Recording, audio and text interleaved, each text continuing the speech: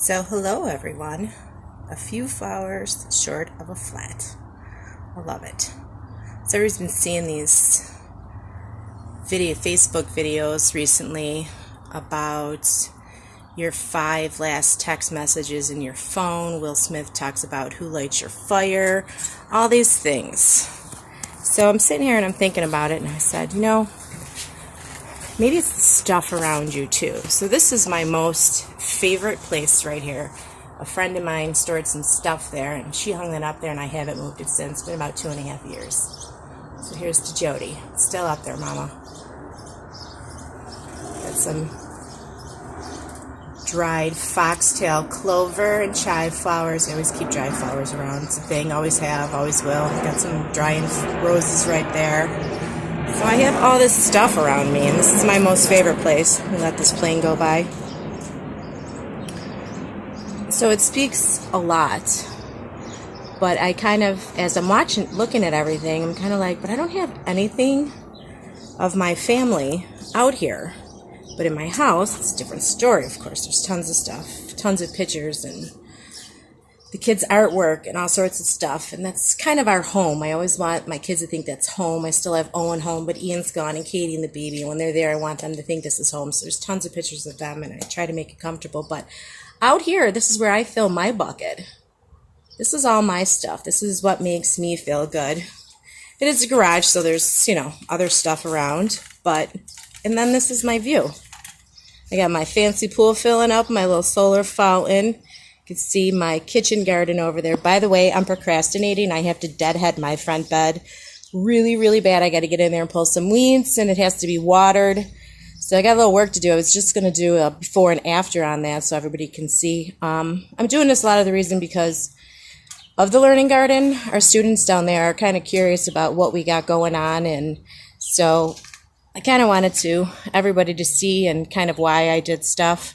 So maybe I'll get to that at another point. By the way, this has been requested by numerous people. They're always like, Jen, why don't you vlog? You have so much to do. You get such a response. And I do. Like when I look back at all my silly posts and people agreeing with me and old colleagues, people I went to high school with, people I knew in grammar school, I want to give a shout out to all you guys because I enjoy seeing what you're doing. Social media, I know it gets a bad rap, but for the most part, look at the way it brings people together. You're going to get out of Facebook what you put into it. So put some good positive stuff out there. Be kind to people and you'll get that back. This is my herb garden, pretty much seeded over in these top boxes here. Everything's bolting and going to flower, but it's so early and there's still a lot that I can use and a lot that's sprouting. So I let it go to flower because everybody knows we need our pollinators. I have cucumbers and stuff in my garden that I need them, and why not invite them in?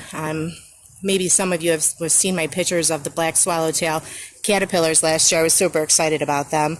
I haven't seen any of them yet this year, but they really like dill, so I let all this go to see what would happen, and you can see it all flowering, but that's beautiful in bouquets, especially these little white flowers on the coriander or on the cilantro, or I'll get some coriander seeds.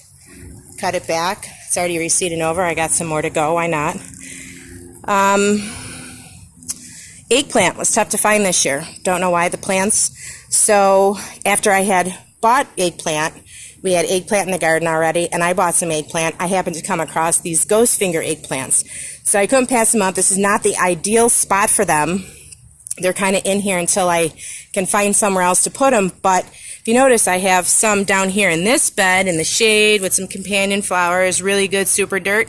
And it's not doing quite as well as this one up here. So you never can tell. It's all trial and error. So maybe I'll get these out of here and move them somewhere else. And so I got some thyme coming back in there. There's a little bit of everything. Persine. This is an edible weed. It's delicious. There's tons of videos. Check it out. I seen a video with a woman. She would harvest it and put it in her soups, and it just melts right down, but it gives you all the medicinal properties in the soup broth. So I definitely want to check that out at some point. So this is why it's growing in here. I don't know necessarily in my front bed. That's where it started. That's out on the street. People go by, dogs go by, so I really didn't trust it. So I cultivated some, brought it back in the here, and then I also was able to grab some seeds. So some of this is seeds, and some of it's just growing like it does. Some people call it an invasive weed, but I call it delicious. So definitely check that out. We got Buddha there. That's Jody too. Jody, you're all over my garden. We have, again, some cilantro. This is lemon basil. You can tell it's a little bit lighter in color. It's a little bit smaller. This seeded over last year, so I let it go to flower. This is Italian sweet basil that I planted this year to fill this in a little bit, and I needed some basil ASAP, but you can see that with this heat, it's bolting.